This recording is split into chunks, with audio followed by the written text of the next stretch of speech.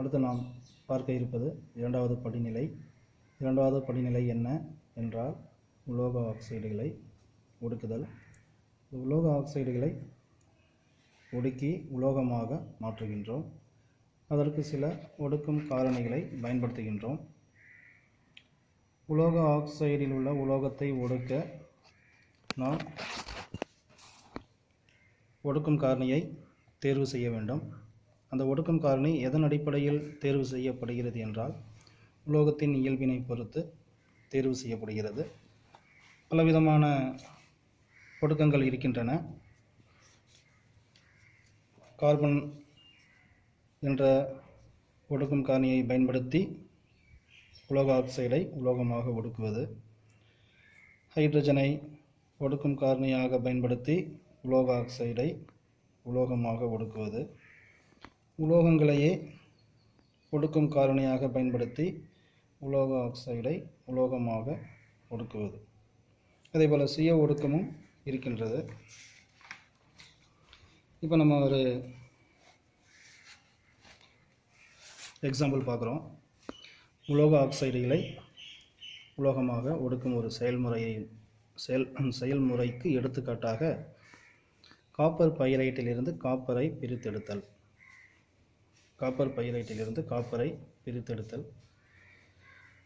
இந்த செயல்முறையில் அடர்த்திக்கப்பட்ட தாது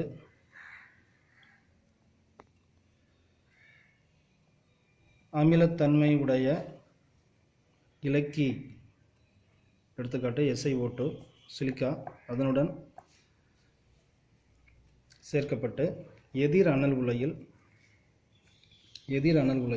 வெப்பப்படுத்தப்படும்.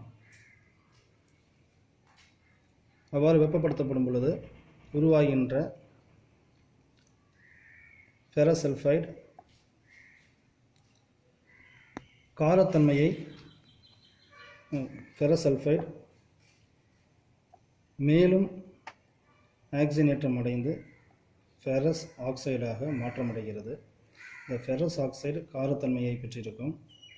எனவே அது இலக்கியான SiO2 இணைந்து FeSiO3 கனிம கசடாக மாற்றமடைகிறது.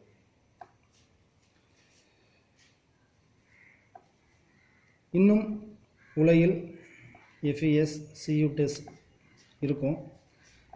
இந்த இரண்டும் ஒன்றுடன் ஒன்று கரைந்து என்னவாக மாற்றமடைந்து அந்த உலையில் இருக்கும் என்றால், அந்த உலை கலனில் இருக்கும் என்றால் காப்பர் மட்டியாக அந்த உலை கலனில் மாற்றமடைந்து இருக்கும்.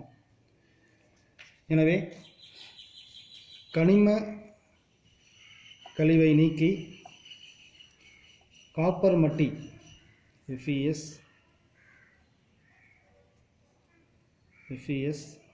FeSCuTes இரண்டும் கரைந்து உருவான கலவை காப்பர் மட்டி. இந்த காப்பர் மட்டி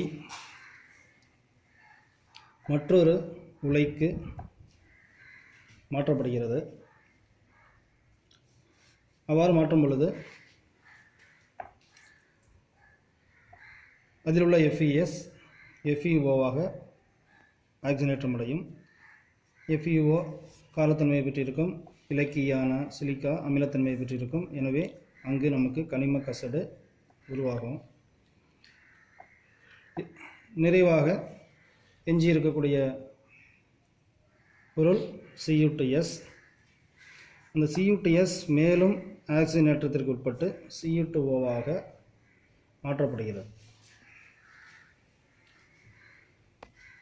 Cu2ஆக மாற்றப்படும்.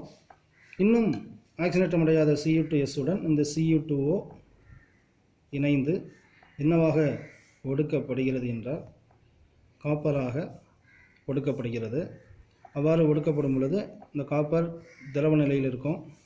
இதை நாம் திண்ம நிலைக்கு மாற்றும் பொழுது அதிலிருந்து சல்ஃபர் டை ஆக்சைடு வெளியேறுவதால் இந்த திண்ம நிலைக்கு மாறி இருக்கின்ற காப்பரினுடைய மேற்பரப்பு கொப்புளங்களைப் போல காணப்படுவதால் இது கொப்புள காப்பர் என்று அழைக்கப்படுகிறது. இப்போ இந்த நிகழ்வில் நாம் காப்பர் எவ்வாறு, அதாவது காப்பர் பைரைட்டிலிருந்து எவ்வாறு காப்பர் பிரித்தெடுக்கப்படுகிறது என்பதை பற்றி நம்ம பார்க்குறோம். இதுதான் உலோக ஆக்சைடுகளை ஒடுக்குதலுக்கு ஒரு முக்கியமான ஒரு எடுத்துக்காட்டு. இதை நாம் கவனத்தில் கொள்ள வேண்டிய ஒரு செய்தி என்னவென்றால், இதை 3 மதிப்பெண்கள் அல்லது 5 மதிப்பெண்கள் வினாவாக கேட்பதற்கு வாய்ப்புகள் அதிகம். காப்பர் பைரைட்டிலிருந்து எவ்வாறு காப்பர் பிரித்தெடுக்கப்படுகிறது என்று. இது ஒரு உருக்குதல் செயல்முறை. அதேபோல் கார்பனை கொண்டு எவ்வாறு ஒடுக்குவது, ஹைட்ரஜனை கொண்டு எவ்வாறு ஒடுக்குவது, உலோகத்தை கொண்டு எவ்வாறு ஒடுக்குவது என்பதை பற்றி நம்ம அடுத்து பார்க்கலாம்.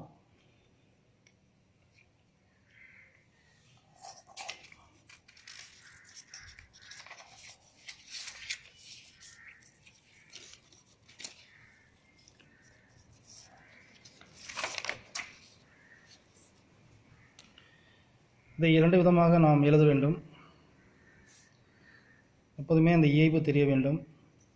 CuFeS2 CuFeS2 அடர்ப்பிக்கப்பட்ட தாது ஆக்சிஜனுடன் சேர்ந்து தரக்கூடிய பொருள்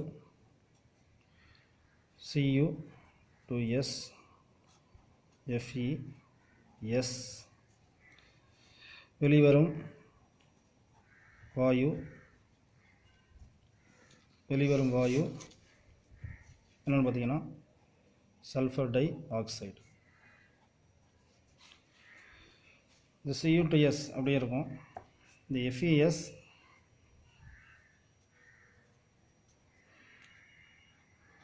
என்னவாக மாற்றப்படும் என்றால் FeO-வாக மாற்றப்படும்.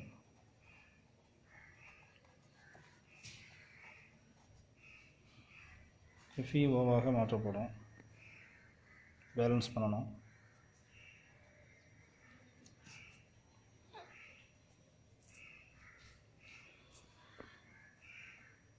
FeO காரத்தன்மை உடையது. அது அமிலத்தன்மையுடைய இலக்கியுடன் இணைந்து FeSiO3ஆக மாறும்.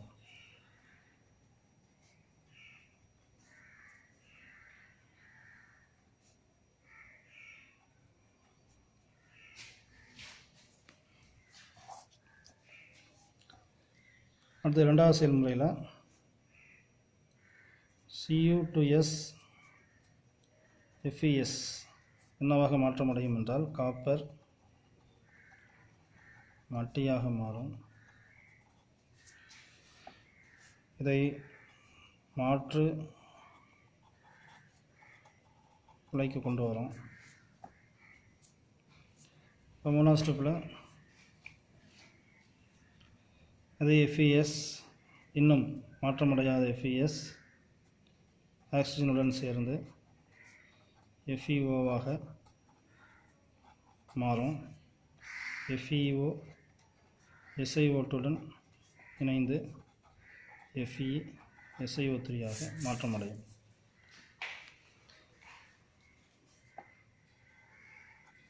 இதை எழுத வேண்டிய அவசியம் இல்லை, ஏற்கனவே நம்ம எழுதிட்டோம். எனவே இதை வார்த்தையாகவே நாம் சொல்லிவிடலாம். 4வது ஸ்டெப்பில் எஞ்சி இருப்பது காப்பர் சல்ஃபைடு. இந்த காப்பர் சல்ஃபைடு ஆக்சிஜனுடன் 2 நிலையிலும் இருக்கும். திண்ம நிலையிலும் இருக்கும், நீர்ம நிலையிலும் இருக்கும், திரவ நிலையிலும் இருக்கும், அதாவது நீராவி நிலையிலும் இருக்கும். இது ஆக்சிஜனுடன் சேர்ந்து Cu2O-வாகவும் மாற்றப்படும். Cu2O 2 நிலையில் இருக்கும். Cu2O மேலும் வினை மாற்றமடையாத காப்பர் சல்ஃபைடுடன் இணைந்து காப்பராக ஒடுக்கப்படும். ஒடுக்கப்படுகிறது. திரவ நிலையில் உள்ள இந்த காப்பர் திண்ம நிலைக்கு மாற்றமடையும் பொழுது அதிலிருந்து அதிக அளவு சல்ஃபர் டை ஆக்சைடு வெளியேறுவதால் அதன் மேற்பரப்பு கொப்புளம் போன்ற தோற்றத்தில் காணப்படும். எனவே இது கொப்புள காப்பர் என்று அழைக்கப்படும். இதுதான் இந்த செயல்முறையை நம்ம எளிதாக ஞாபகம் வைத்துக் கொள்ளக்கூடிய முறை. பேலன்ஸ் பண்ண தெரியணும். Cu2S, இங்கே Cu2O, SO2 போட்டிருக்கேன்.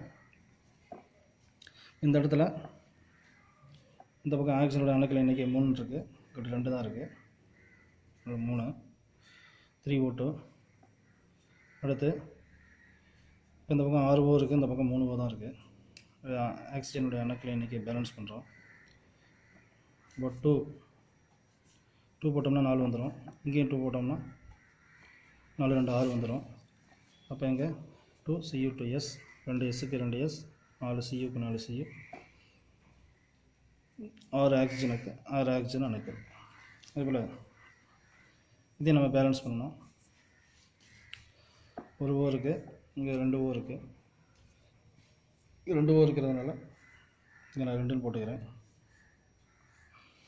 அப்போ மொத்தம் 6 Cu வந்துடும்.